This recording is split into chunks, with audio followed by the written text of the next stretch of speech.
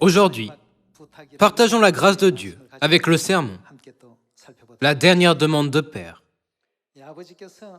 Père est venu sur cette terre, selon la prophétie de David, et a marché sur le chemin de l'Évangile pendant 37 ans. Juste avant de monter au ciel, il a téléphoné une dernière fois. J'ai pu entendre la voix de Père pour la dernière fois sur cette terre. Père a dit quelque chose de très simple. Ce que nous devons faire par-dessus tout, c'est prêcher l'Évangile avec diligence. Après m'avoir éveillé à l'importance de cette mission, il a raccroché. C'était la dernière fois que j'ai entendu la voix de Père sur cette terre. Père a dit, « Tout ira bien à partir de maintenant. Écoute attentivement, mère, et prêche l'Évangile avec diligence. » Parce que Père nous a dit continuellement que cet Évangile serait prêché dans la Samarie et jusqu'aux extrémités de la terre, j'ai toujours gardé à l'esprit ces paroles. Et je croyais qu'avant de monter au ciel, il a préparé l'Évangile pour qu'il aille bien, tant que nous travaillons dur. Dans les 4 évangiles, selon Matthieu, Marc, Luc et Jean, quel message est toujours mentionné en dernier? Prêcher l'Évangile à toutes les nations, dans la Samarie et jusqu'aux extrémités de la terre. À ce moment-là, j'ai réalisé que Père donnait le même message d'il y a 2000 ans. Maintenant, en cette époque où nous suivons Père et Mère sur le chemin de la prophétie, nous devons nous souvenir du message que Père a donné et que Mère a souligné. Aller dans la Samarie et jusqu'aux extrémités de la terre. Parce qu'il y a encore beaucoup de brebis qui ne sont pas de cette bergerie. Ce n'est qu'après avoir trouvé tous nos frères et sœurs perdus, en prêchant l'Évangile aux 4 coins de la terre, que nous pourrons aller au ciel. C'est pourquoi, même maintenant, chaque fois que je rencontre nos frères et sœurs, je ne peux m'empêcher de transmettre le message de Père. Tout a été préparé et ira bien à partir de maintenant. Tout ce que vous devez faire, c'est de prêcher dur. Parmi les enseignements de Père, il y a un enseignement qui dit « Il vaut mieux devenir une bonne personne que de trouver une bonne personne. » Bien sûr, nous devrions trouver beaucoup de bonnes personnes, mais ce que Père voulait plus était que nous devenions une bonne personne. Frères et sœurs, quelle est la définition d'une bonne personne dans la Bible? Aujourd'hui, découvrons cela dans l'Évangile selon Luc. Voyons Luc chapitre 10, verset 28. « Tu as bien répondu, lui dit Jésus. Fais cela, et tu vivras. » Mais lui, voulant se justifier, dit à Jésus, « Et qui est mon prochain ?» Jésus reprit la parole et dit, « Un homme descendait de Jérusalem à Jéricho. Il tomba au milieu des brigands, qui le dépouillèrent, le chargèrent de coups et s'en allèrent, le laissant à demi-mort. Un sacrificateur, qui fortuitement descendait par le même chemin, ayant vu cet homme, passa outre. Un lévite, qui arriva aussi dans ce lieu, l'ayant vu, passa outre. Mais un samaritain, qui voyageait, étant venu là, fut ému de compassion lorsqu'il le vit. Il s'approcha et banda ses plaies, en y versant de l'huile et du vin. Puis il le mit sur sa propre monture, le conduisit à une hôtellerie et prit soin de lui. Le lendemain, il tira 2 deniers, les donna à l'hôte et dit, « Aie soin de lui, et ce que tu dépenseras de plus, je te le rendrai à mon retour. » Lequel de ces 3 te semble avoir été le prochain de celui qui était tombé au milieu des brigands? En d'autres termes, lequel de ces 3-là te semble avoir été une bonne personne? Verset 37, « C'est celui qui a exercé la miséricorde envers lui, répondit le docteur de la loi. Et Jésus lui dit, « Va, et toi, fais de même. » Lorsque nous regardons Luc chapitre 10, en gardant à l'esprit la parole de Père, il vaut mieux devenir une bonne personne que de trouver une bonne personne. Nous pouvons voir quel genre de personne Père désire que nous soyons le plus. Un lévite a vu l'homme qui est tombé au milieu des brigands. Mais il l'a ignoré. et un sacrificateur l'a également ignoré. Cependant, un Samaritain voyageait. Puisqu'il voyageait, il devait avoir une destination. Il devait y avoir des endroits où il avait besoin d'aller. Cependant, il ne se souciait pas de son itinéraire. Il a mis de côté son emploi du temps et a dépensé son argent et employé ses efforts à sauver une vie. Jésus a demandé, « Lequel de ces trois-là te semble avoir été le prochain de celui qui était tombé au milieu des brigands ?»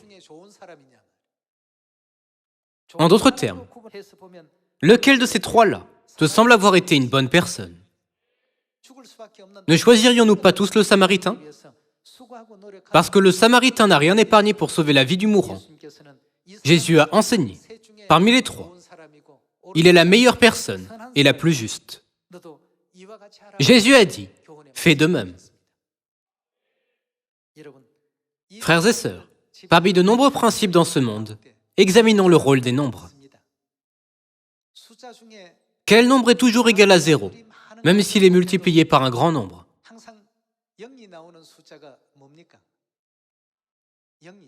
0. 0 est toujours 0. Même s'il est multiplié par 1, 10 ou 1000. Même si vous le multipliez par 100 millions, il reste 0. Et même si vous le multipliez par 1 milliard, il reste 0. Pour qu'un nombre ait une valeur positive, qu'est-ce qui doit changer? Frères et sœurs, nous pouvons appliquer le nombre 0 à nous et les nombres qui ont été multipliés à nos circonstances. Certains sont dans une circonstance appelée 1, d'autres dans une circonstance appelée 100, et d'autres encore dans de très bonnes circonstances appelées 1000 ou 10 000. Cependant, si vous êtes un nombre comme 0, peu importe à quel point la circonstance est bonne, pouvez-vous obtenir un bon résultat? Si vous êtes un 0, peu importe à quel point votre condition est bonne, vous ne pouvez rien produire d'autre que 0. Alors, que devons-nous faire dans cette circonstance? Qu'est-ce qui doit changer pour rendre notre bonne situation significative? Ne devrais-je pas, moi, le nombre 0, changer? Même si Dieu nous accorde de bonnes conditions environnantes par sa grâce, nous ne pouvons jamais produire de beaux résultats, à moins de devenir une nouvelle création, en renaissant et en changeant.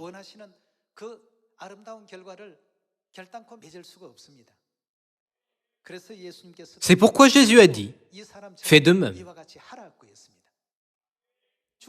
Toute l'humanité est destinée à mourir. Nous étions des anges qui ont péché dans le ciel et ont été expulsés sur cette terre. Nous devrions penser, si je laisse ces âmes seules, elles mourront toutes. Comment puis-je les sauver? Frères et sœurs, il y a beaucoup de membres de la famille de Sion qui sont sortis de la vie d'un nombre 0. Si un 0 peut renaître, être renouvelé et se transformer en au moins le nombre 1, le nombre 10 000 peut avoir la valeur numérique de 10 000. 100 millions peut avoir une valeur de 100 millions. Qu'arrivera-t-il si nous pouvons devenir le nombre 2 ou 5 au lieu du nombre 1? N'aurons-nous pas de meilleurs résultats? Du fait que nous renaissions continuellement et devenions de plus grands vases, beaucoup d'âmes autour de nous ont commencé à retourner à Dieu. Nous avons continué à nous transformer en personnes que Dieu désire, celles qui ressemblent à Dieu.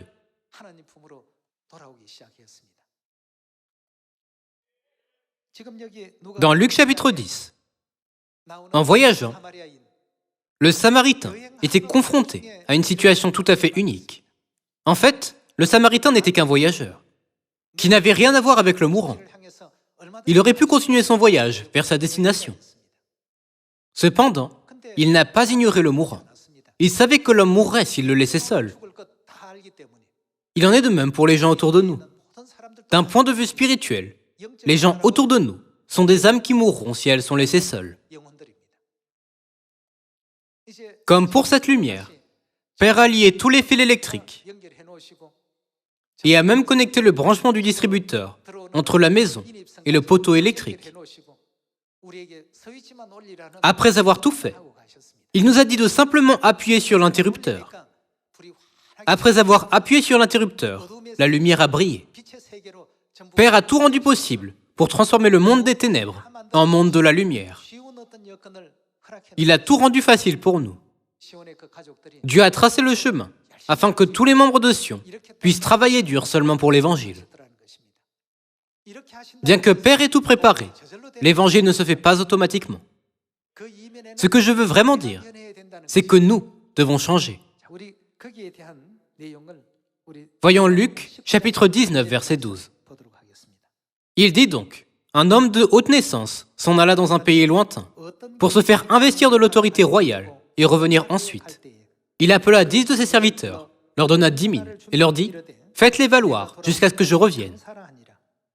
Mais ses concitoyens le haïssaient et ils envoyèrent une ambassade après lui pour dire, nous ne voulons pas que cet homme règne sur nous. Lorsqu'il fut de retour, après avoir été investi de l'autorité royale, il fit appeler auprès de lui les serviteurs auxquels il avait donné l'argent, afin de connaître comment chacun l'avait fait valoir. Le premier vint et dit, « Seigneur, ta mine a rapporté 10 000. » Il lui dit, « C'est bien, bon serviteur. Parce que tu as été fidèle en peu de choses, reçois le gouvernement de 10 villes. » Le second vint et dit, « Seigneur, ta mine a produit 5 mines. » Il lui dit, « Toi aussi, sois établi sur 5 villes. » Un autre vint et dit, « Seigneur, voici ta mine, que j'ai gardée dans un linge. Car j'avais peur de toi, parce que tu es un homme sévère. Tu prends ce que tu n'as pas déposé, et tu moissonnes ce que tu n'as pas semé. » Il lui dit, « Je te juge sur tes paroles, méchant serviteur. Tu savais que je suis un homme sévère, prenant ce que je n'ai pas déposé, et moissonnant ce que je n'ai pas semé. Pourquoi donc n'as-tu pas mis mon argent dans une banque, afin qu'à mon retour, je le retire avec un intérêt? » Puis il dit à ceux qui étaient là, « Ôtez-lui la mine, et donnez-la à celui qui a les 10 mines. » Ils lui dirent, « Seigneur, il a 10 mines. » Je vous le dis, on donnera à celui qui a, mais à celui qui n'a pas, on ôtera même ce qu'il a. Au reste, amenez ici mes ennemis, qui n'ont pas voulu que je règne sur eux, et tuez-les en ma présence. Dans cette parabole des mines, un homme a reçu une mine et en a gagné 10 de plus, et un autre homme a reçu une mine et en a gagné 5 de plus. Avec 0, comme notre nombre originel, nous ne pouvons pas faire une plus grande valeur, quel que soit le nombre avec lequel nous sommes combinés. Cependant, il y avait des gens qui ont changé ce qu'ils avaient originellement, en 10 ou 5 mines. Comment ont-ils pu changer? C'était possible, parce qu'ils étaient nés de nouveau. C'est pourquoi Jésus a dit dans Jean chapitre 3, verset 3, « Si vous ne naissez de nouveau, vous ne pouvez voir le royaume de Dieu. » Il est maintenant temps de changer. Dans Romains chapitre 12, verset 1, il est écrit, « Je vous exhorte donc, frères, par les compassions de Dieu, à offrir vos corps comme un sacrifice vivant, saint, agréable à Dieu, ce qui sera de votre part un culte raisonnable. » Verset 2, « Ne vous conformez pas au siècle présent. » Mais que devrions-nous être? Soyez transformés par le renouvellement de l'intelligence. Nous ne devons pas être les mêmes aujourd'hui qu'hier.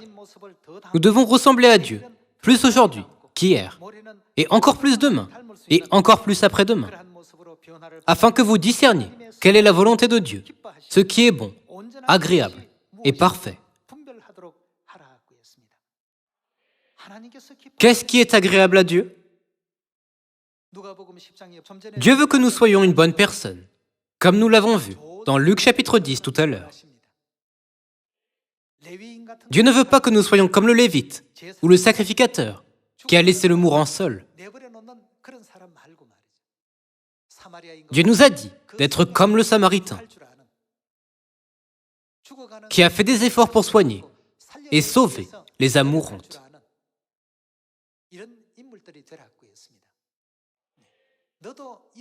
Jésus n'a-t-il pas clairement dit « Fais de même » ? Dans Romains chapitre 12, Dieu nous a dit d'offrir nos corps comme un sacrifice vivant, saint, agréable à Dieu, et a dit « C'est ce qui sera de votre part, un culte raisonnable ». Notre valeur ne doit pas rester à zéro, comme elle l'était hier, mais elle doit se transformer en un, et de un en deux, puis en trois. Si notre nombre devient 100, n'est-il pas facile de devenir 1000 ou 10 000 ?